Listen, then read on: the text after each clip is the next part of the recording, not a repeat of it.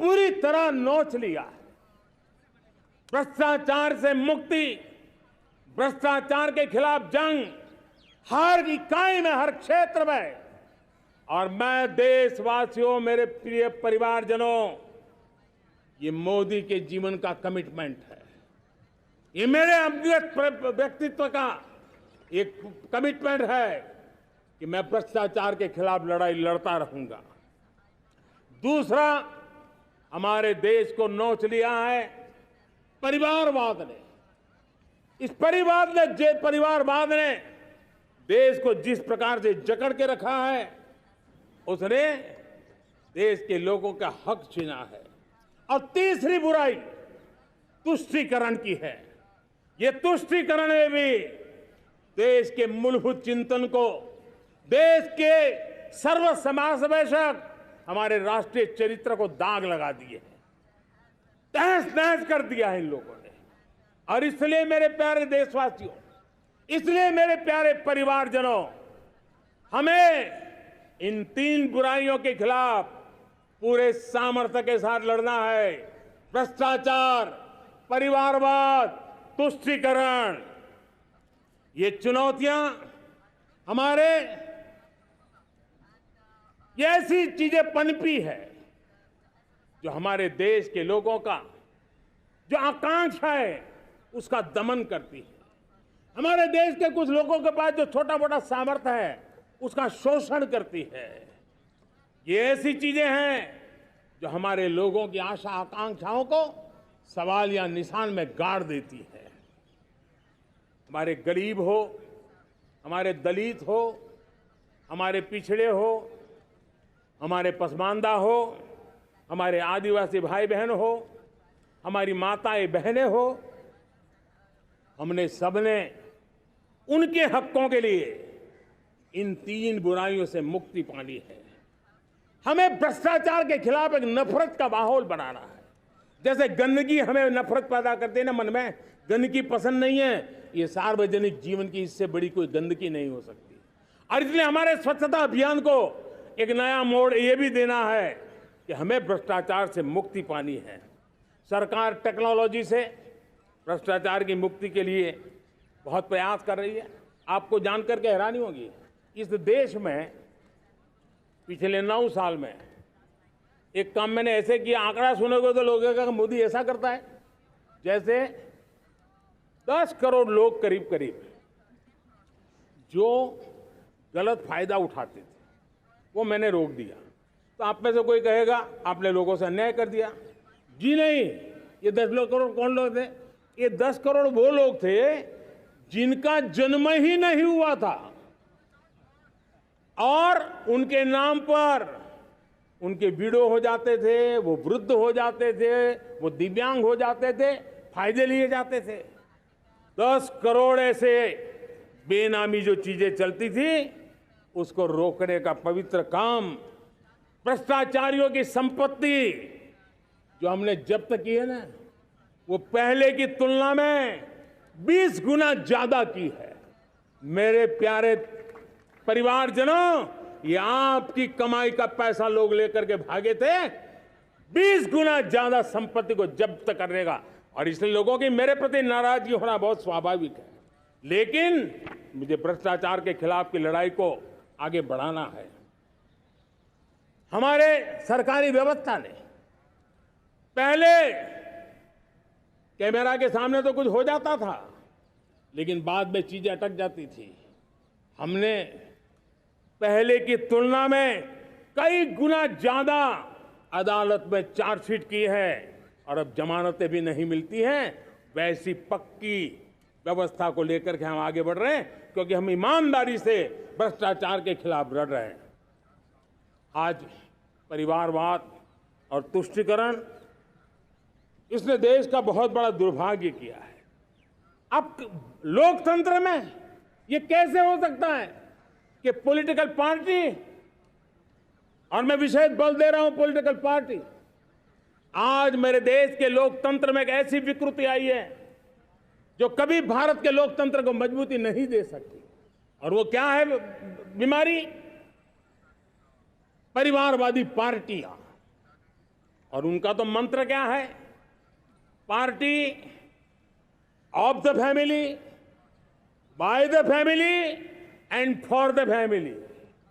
इनका तो जीवन मंत्र यही है कि उनकी पॉलिटिकल पार्टी, उनका राजनीतिक दल परिवार का, परिवार के द्वारा और परिवार के लिए, परिवारवाद और भाई भतीजावाद प्रतिभाओं के दुश्मन होते हैं, योग्यता को नकारते हैं, सामर्थ्य को स्वीकार नहीं करते हैं। और इसलिए परिवारवाद इस देश के लोकतंत्र की मजबूती के लिए उसकी मुक्ति जरूरी है। सर्वजन हिताय सर्वजन सुखाय, हर किसी को हक मिले इसलिए, और सामाजिक न्याय के लिए भी ये बहुत। उसी प्रकार से तुष्टीकरण ने सामाजिक न्याय का सबसे बड़ा नुकसान किया। अगर सामाजिक न्याय को तबाह किसने किया है तो ये तुष्टीकरण की सोच, तुष्टीकरण की राजनीति, तुष्टीकरण का सरकारी योजनाओं का तरीका, इसने सामाजिक न्याय को मौत के घाट उतार दिया है। और इसलिए हमें तुष्टीकरण, भ्रष्टाचार, ये विकास का सबसे बड़ा दुश्मन है। अगर देश विकास चाहता है, देश 2047 विकसित भारत का सपना का साकार करना चाहता है, तो हमारे लिए आवश्यक है कि हम किसी भी हालत में देश में भ्रष्टाचार को सहन नहीं करेंगे। इस मूड को लेकर के चलना चाहिए। मेरे प्यारे परिवारजनों, हम सबका एक बहुत बड़ा महत्वपूर्ण दायित्व है। आपने जिस प्रकार से जिंदगी जी है, हमारे आने वाली पीढ़ी को ऐसी जिंदगी जीने के लिए मजबूर करना, यह हमारा गुनाह है। यह हमारा दायित्व है कि हमारे आने वाली पीढ़ी को हम ऐसा समृद्ध देश दें, ऐसा संतुलित देश दें, ऐसा सामाजिक न्याय की धरोहर वाला देश दें, ताकि छोटी छोटी चीजों को पाने के लिए उन्हें कभी भी संघर्ष न करना पड़े। हम सभी का कर्तव्य, हर नागरिक का कर्तव्य है, और ये अमृतकाल कर्तव्य काल है। हम कर्तव्य से पीछे नहीं उठ सकते। हमें वो भारत बनाना है जो पूज्य बापू के सपनों का था। हमें वो भारत बनाना है जो हमारे स्वतंत्र सेनानियों का सपना था। हमें वो भारत बनाना है जो हमारे वीर शहीदों का था, हमारी वीरांगनाओं का था, जिन्होंने मातृभूमि के लिए अपना जीवन दे दिया था। मेरे प्यारे परिवारजनों, मैं जब 2014 में आपके पास आया था, तब 2014 में मैं परिवर्तन का वादा लेकर के आया था।